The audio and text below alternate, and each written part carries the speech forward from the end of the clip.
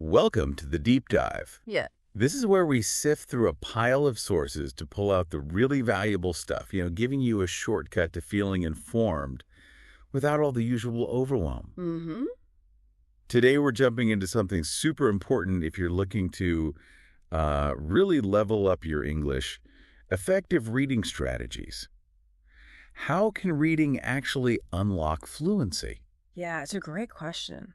We've gone through reading strategies to boost your English fluency. Enjoy books, articles, and more, and pulled out the key ideas. And our mission today is pretty simple, really. We want to give you some actionable and hopefully enjoyable ways to make reading like a core part of your English learning habit. Okay, so first off, why reading? What makes it so, powerful for fluency? Right.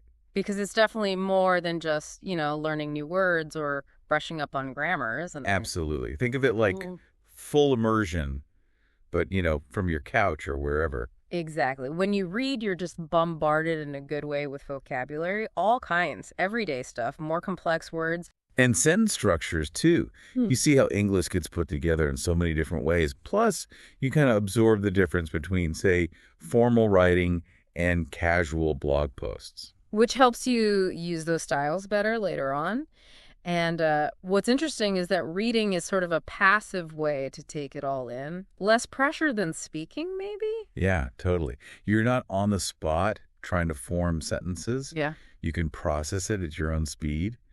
It feels less intimidating for a lot of people, I think. Right. Your brain's just kind of soaking it up. And then something cool starts happening when you do it consistently. Okay. You start to internalize sentence patterns, pick up idioms naturally. It's like your brain's building this background database of English. Yeah, it gets used to the rhythm, the flow, and eventually you might even find yourself, thinking directly in English instead of translating all the time. Which is a huge step, right? That's moving from consciously working at it to just understanding. Understanding directly. Yeah. And that's when fluency really starts picking up speed. It feels less like work.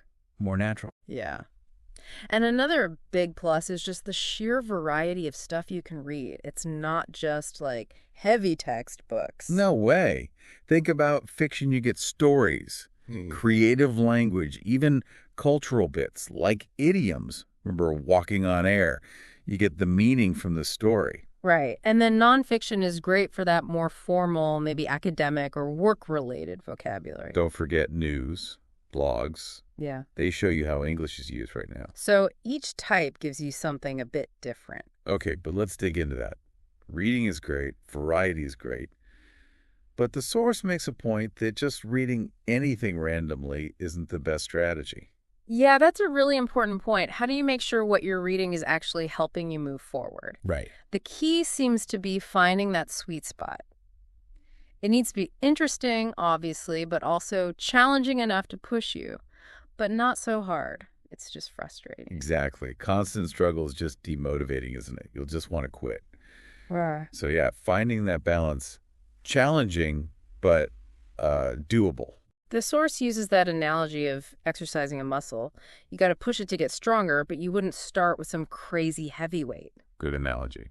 And that's where things like graded readers or books written specifically for learners can be really useful, especially at the start. Yeah, they're designed to be understandable, but still introduce new sound gradually. Then, as you improve, you can slowly move up to more complex things. Keep stretching yourself. But it's not just about difficulty, is it? The source really hammers home the importance of, actually liking what you read. Oh, massively.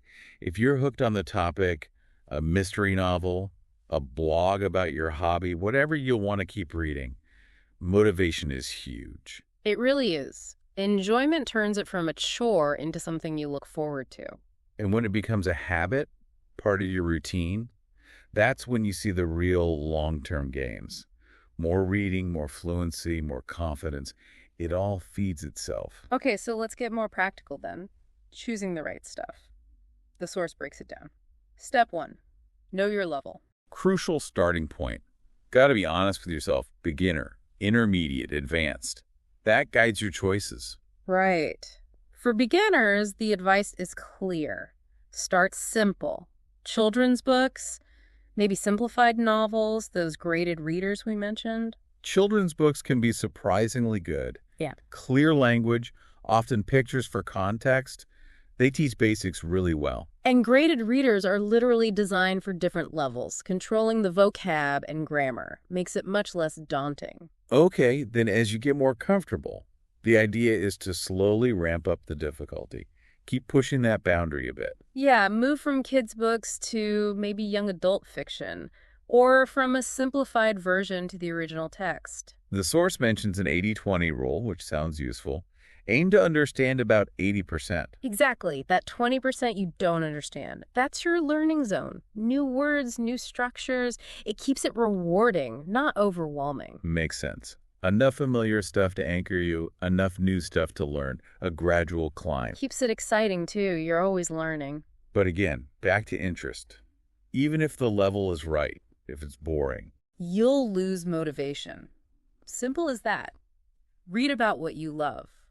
Tech, history, travel, cooking, doesn't matter. that passion fuels you through the tricky bits, right? Absolutely. And practically speaking, you learn vocab related to your interests and context. Like if you love travel, you'll pick up travel phrases naturally. Better retention. And the internet is just a gold mine for reading material now.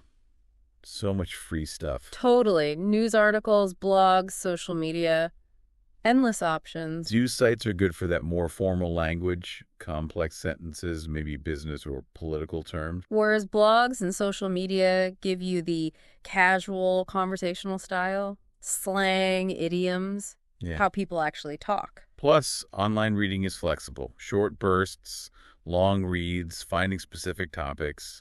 It's all there. And don't forget multimedia options, ebooks, audiobooks. Oh yeah, reading while listening to an audiobook. Great for pronunciation and catching the flow. And ebooks often have built-in dictionaries. Just tap the word, get the definition. Super handy. Some platforms even have quizzes or games linked to the reading, right? To reinforce things. Yeah, it makes it more interactive, helps track your progress. Okay, so we know what to read. Now, the source talks about how to read this idea of active versus passive reading. Finding a balance. Yeah, this is a really interesting distinction. They're both useful, but in different ways. So active reading. That's like really engaging with it. Exactly. Focused. You're analyzing, questioning, maybe highlighting things. Like underlining new words or cool phrases. Right. But not just highlighting, thinking why it caught your eye. New grammar.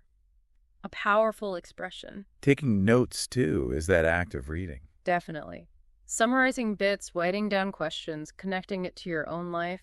Yeah. It forces you to process it more deeply. The source suggested, like if you see a new tense, try writing your own sentences using it. Yeah, that kind of active engagement really helps cement the learning. And summarizing a section in your own words afterwards. Good test of comprehension. For sure. It makes you internalize the structure and vocab.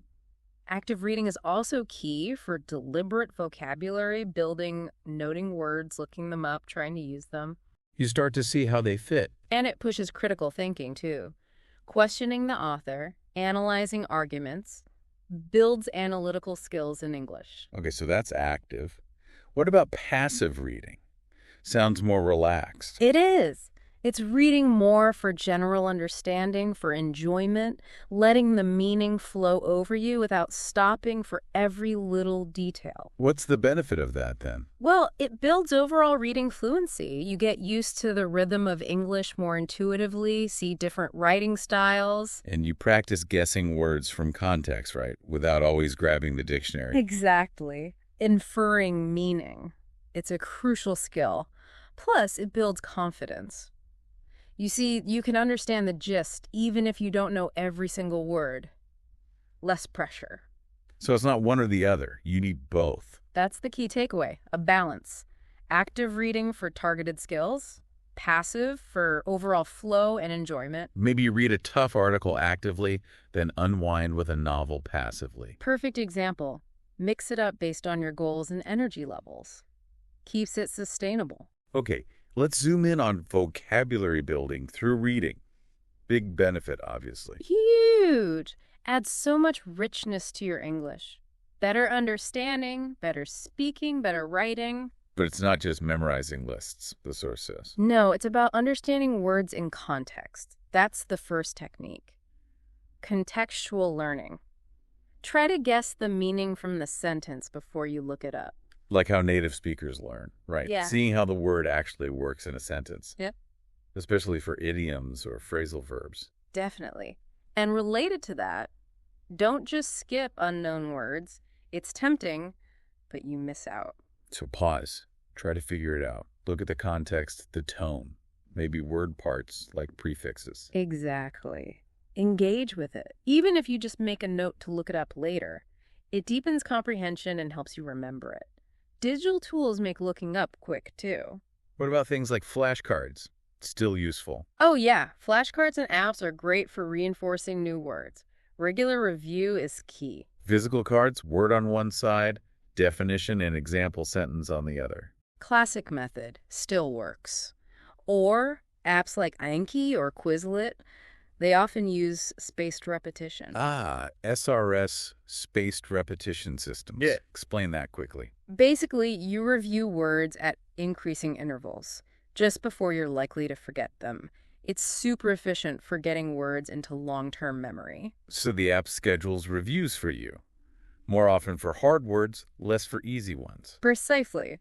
Really effective way to manage vocabulary learned from reading. But the final, crucial step, actually using the words. Yes. That's what makes them stick. Try to weave new words into your conversations or maybe write them in a journal. Takes it from passive knowledge to active use. Exactly. The more you practice using them, the more natural they become. Right, makes sense. Okay, we've covered finding materials, how to read them. Now, making it stick.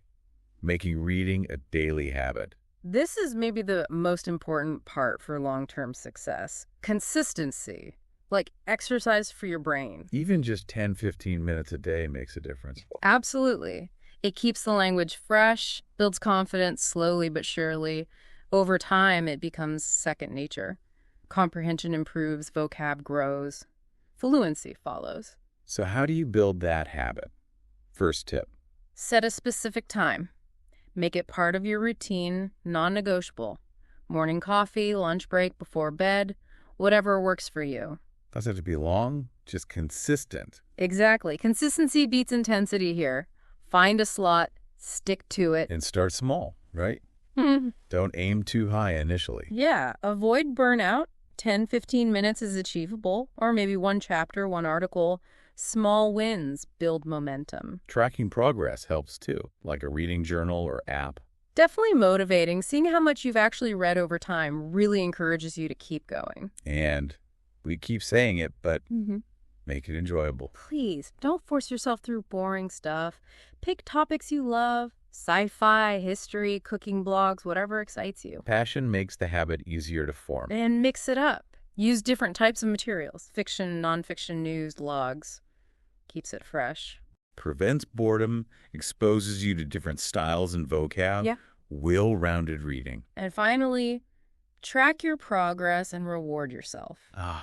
The rewards. Yeah. Acknowledge your milestones. Finished a book. Read every day for a month. Give yourself a little treat. It reinforces the positive habit. Nice. Okay, so wrapping up our deep dive today, what are the main takeaways? Well, we saw that boosting fluency through reading involves a few key things.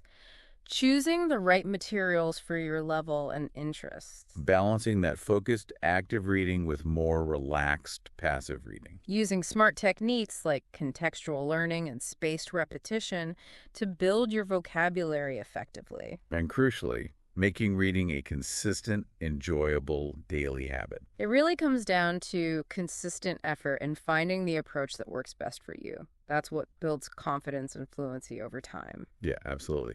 So maybe a final thought for everyone listening to mull over. How might your own understanding and use of English start to change, maybe over the next few months, if you just incorporate even 10 or 15 minutes of reading each day, focusing on something you genuinely find interesting? That's a good challenge. Try out these strategies, see what happens, observe your own progress. Exactly. Give it a go.